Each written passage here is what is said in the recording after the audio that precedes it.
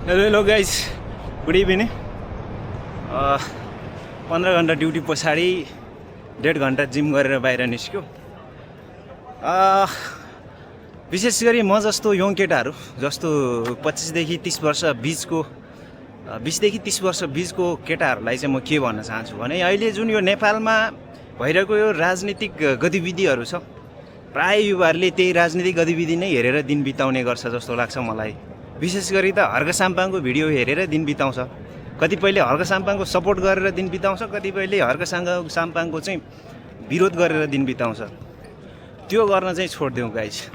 आफ्नो काम के हो, काम गर्ने, अनि अब यसो फिजिकल फिट राख्नको लागि चाहिँ हल्का एक्सर्साइज गर्ने। यो हर्क साम्पाङको भिडियो हेरेर दिन बिताउने काम नगरौँ गाइस। अब हाम्रो क्याम्प एरिया यस्तै छ। यो चाहिँ अब प्लेइङ ग्राउन्ड हो। भलिबल, बास्केटबल, फुटबल सबै खेल्न पाइन्छ यहाँ।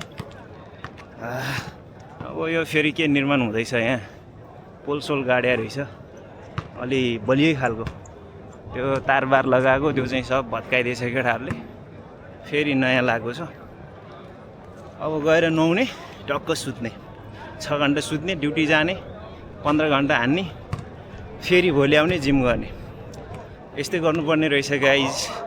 तर म धेरै समय चाहिँ मैले अल्छी गरेर बितायो कि अहिले आएर हल्का दिमागमा चाहिँ हल्का बुद्धि पलायो होइन। अब चाहिँ एक्सर्साइज कन्टिन्यू जिम गर्ने प्लानिङ छ मेरो। अबको 1 वर्ष पछाडि मेरो बडी कस्तो बन्दो रहेछ तपाईँहरूलाई देखाउने नै छु। अहिलेको लागि यति नै। अब क्याम्प यस्तै छ हाम्रो। ल बाई बाई गाइस, आजको लागि यति नै।